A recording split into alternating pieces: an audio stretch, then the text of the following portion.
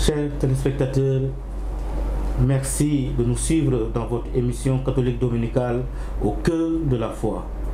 Nous sommes dans la rubrique l'invité du jour et j'ai l'honneur de partager ce plateau avec l'abbé Stanislas Thiaw et madame Adelaide.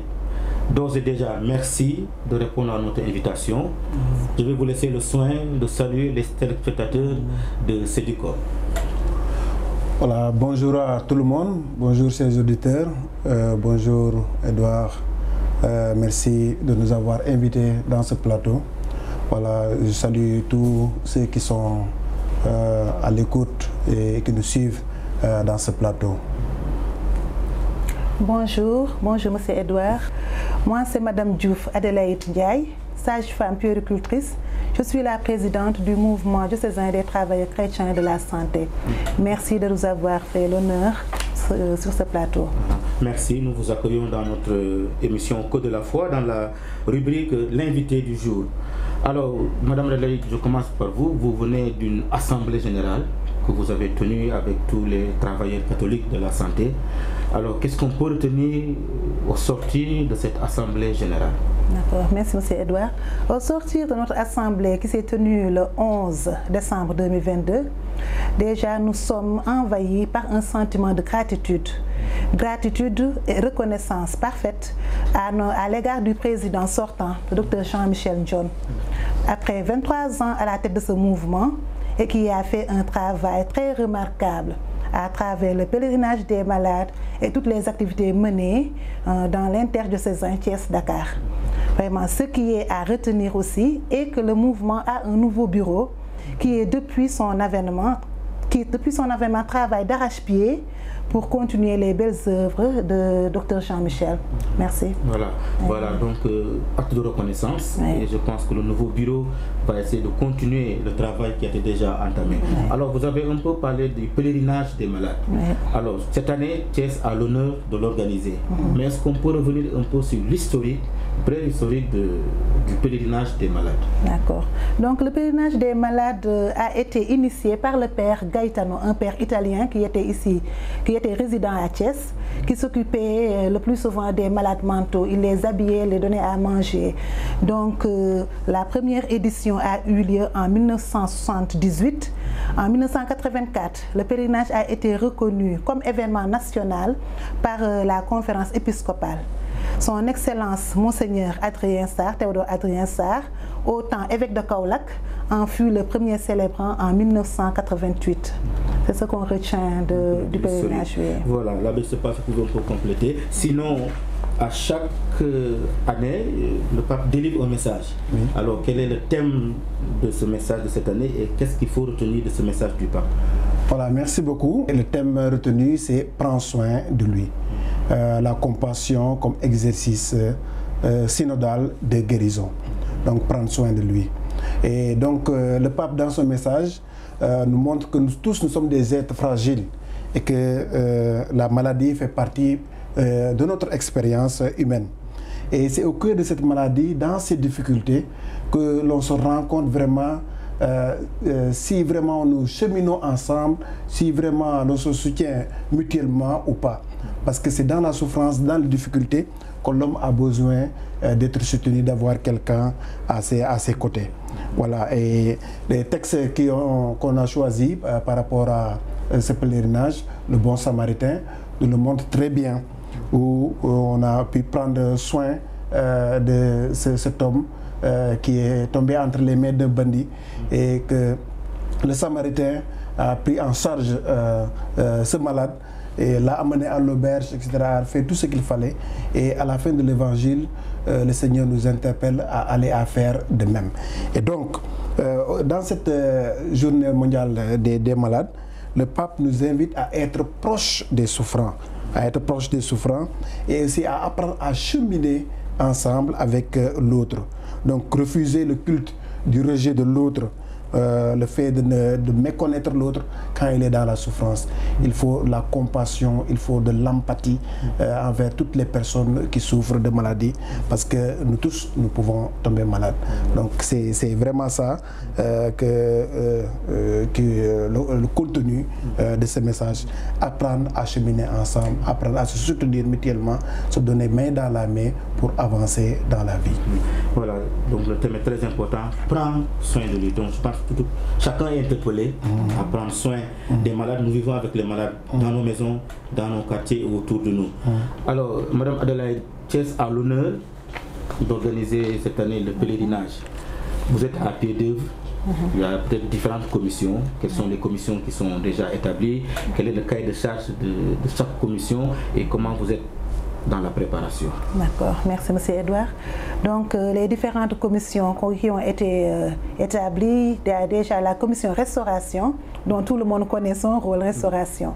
À part, il y a eu la commission liturgique qui gère tout ce qui est activité liturgique. Donc passant par la veillée du samedi soir à Popenguine jusqu'à l'adoration du Saint-Sacrement, le chapelet dimanche et la messe solennelle qui sera présidée par son Excellence Monseigneur André Gueye.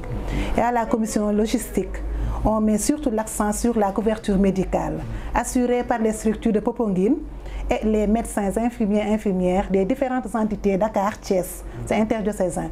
Cette commission est aussi chargée de gérer tout ce qui est lettres d'invitation et soutien. Enfin, on a une commission d'organisation chargée de l'organisation de l'événement, aidée par les scouts et guides de Thiès qui répondent toujours massivement à cette journée et qui ont pour rôle de recenser et aider le déplacement des malades et personnes âgées. Je pense que vraiment vous êtes en bon chemin. Alors, l'abbé, au plan liturgique, c'est le diocèse de Thiès qui a l'honneur. Comme elle l'a dit, la messe sera présidée par son Excellence Monseigneur André Gueye. Et quelles sont les activités phares au plan liturgique et quel est le déroulement de ce pèlerinage?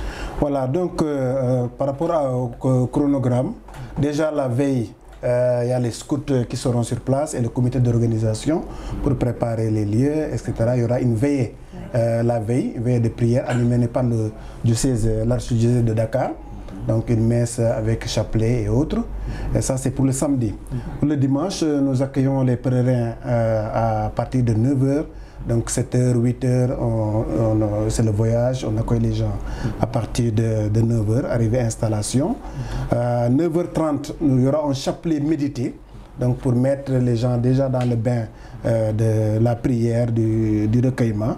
Et à 9h30, 10h, 30 minutes, on aura le temps de lire le message, de résumer le message du pape en français et puis en wolof, pour que chacun, tous les pèlerins puissent comprendre vraiment ce message en profondeur.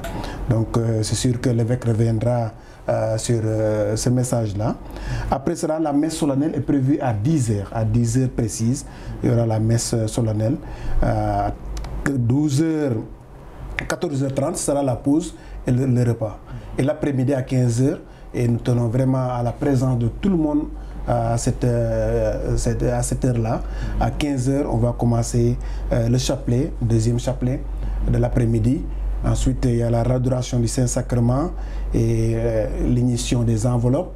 Et nous invitons les gens à écrire les intentions en venant. Comme ça, on pourra brûler tout cela et puis offrir cela au Seigneur. Il y aura la bénédiction des objets de piété et la bénédiction finale l'après-midi. Donc, au plus tard à 17h, vraiment, ce sera la fin de la journée. Voilà. Voilà, je vois que le programme est déjà bien établi et une préparation spirituelle qui s'impose à tous les pèlerins.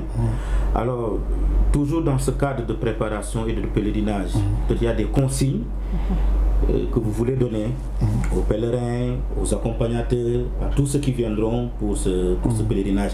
Quels sont les points forts sur lesquels vous voulez insister comme consigne? Voilà, comme consigne, nous insistons sur la préparation en amont d'abord, voilà, en paroisse. Donc déjà la veille ou bien une semaine avant, nous préconisons dans la mesure du possible une neuvaine de prière pour les malades au niveau des paroisses. Mais au niveau des paroisses, nous vous invitons aussi les curés, les prêtres à organiser une messe au moins la veille pour ceux qui ne pourront pas venir, ou une autre forme de rencontre avec les malades qui ne pourront pas se déplacer, sûr que tout le monde ne pourra pas se déplacer.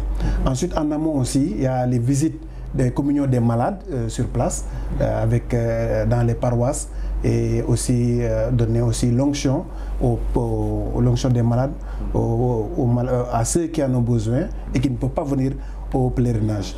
Donc ça, c'est la préparation en amont. Par rapport au jour, nous insistons surtout sur les dispositions à prendre pour les malades. Donc tous les malades qui ont des médicaments à prendre, veuillez bien venir avec ces médicaments ou bien veuillez bien les prendre avant de venir. Et être accompagné surtout de quelqu'un et qui connaît bien de quoi l'on souffre, c'est important. Ça, c'est déjà important. Ensuite, consultez votre médecin dans la mesure du possible avant le pèlerinage pour voir si vraiment vous êtes apte à venir au pèlerinage ou non. Signaler aussi les problèmes que vous avez, comme ça on pourra vous prendre en charge. Et nous demandons à chacun aussi de venir avec son repas, parce que c'est le repas froid. Venir avec le repas et surtout de l'eau, voilà, pour boire. Et tenir compte aussi du climat. Actuellement, il fait un peu frais. Il faut que les malades aussi puissent porter les vêtements adéquats par rapport à ça, pour ne pas être... Popenguine, c'est au bord de la mer. Il risque de faire froid. Il faut prendre les dispositions par rapport à ça. Avoir aussi des chaussures légères, sans talons, pour pouvoir circuler comme il faut. Donc éviter toute bousculade, tout empressement, prendre le temps vraiment de venir à temps et de s'asseoir à temps. Voilà en somme quelques consignes. Nous avons envoyé le message dans les paroisses. J'espère que ce dimanche-là, la noce va passer et les gens prendront les dispositions. Mais vraiment, nous demandons aux paroisses d'organiser ce voyage-là parce que chaque paroisse se prend en charge. Sakura prend en charge pour organiser le transport,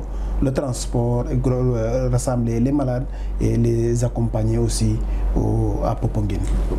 Voilà. Mais je prends une question au rebond comme ça, Madame Adelaide, je ne sais pas, est-ce que l'État est invité dans des cas comme ça pour vous soutenir parce que c'est le pèlerinage des malades, c'est interdiocésain, c'est à Popenguine. Est-ce qu'au niveau de Thiès, vous avez eu à toucher quelques autorités administratives?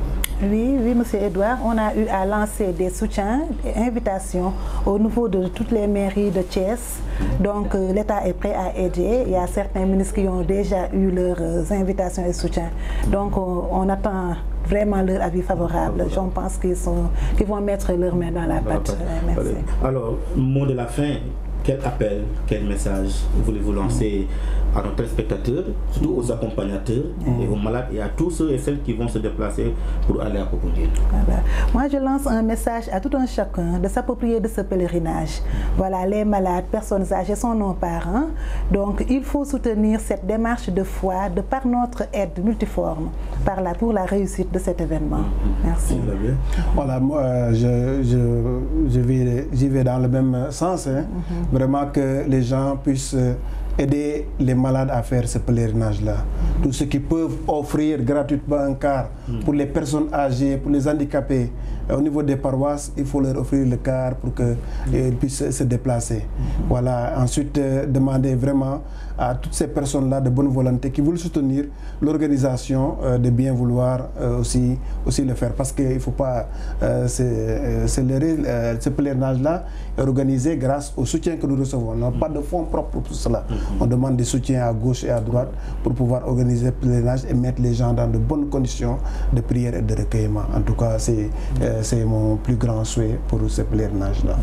Alors, d'ores et déjà, nous accompagnons nos parents malades dans la prière et nous allons nous rencontrer à Popenguine le 12 février pour élever nos prières vers le Dieu de miséricorde, lui qui est le grand médecin.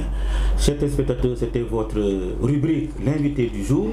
Je vous donne rendez-vous dans une autre édition. D'ici là, portez-vous bien.